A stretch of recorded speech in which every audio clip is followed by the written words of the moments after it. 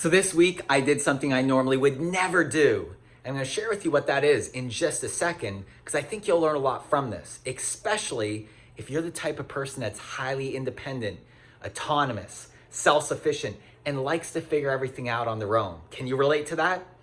I know I certainly can. In fact, I wore that attitude as a badge of honor for most of my life. It's only been in the past year or so that I've learned to overcome this, both personally and professionally. And I gotta tell you, it's made a world of difference, not only in the results I've been able to get, but also in my happiness, my fulfillment, and my overall satisfaction with life. Because let's be honest, nobody likes being their own little island and keeping everybody else out. You know what I'm talking about? So the reason I bring this up is because, as you know, I'm in the rental business and I've got a lot of properties, I've got a lot of mortgages, and I've got a lot of tenants.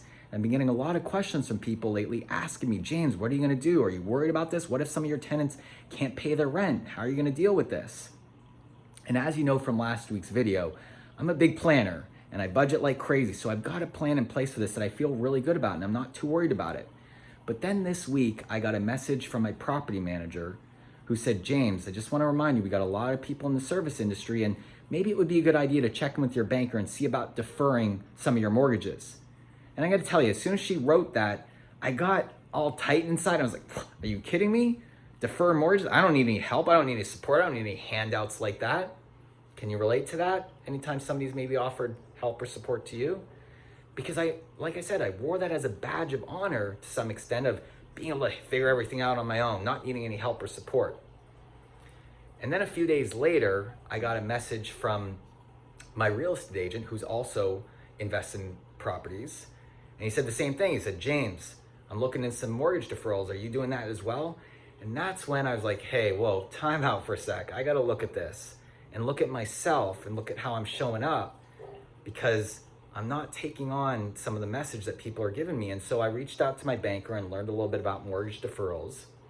And although I don't need it, what I decided to do was defer half of my mortgages for 6 months, just in the worst of worst case scenarios. And more importantly, as an opportunity for me to take on support from somebody else, in this case, the bank.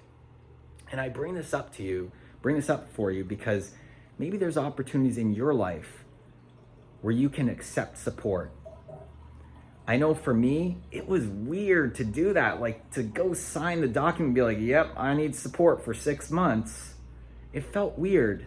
But I know that's a sign of growth because anytime you're growing, you get outside of your comfort zone, you're gonna feel weird.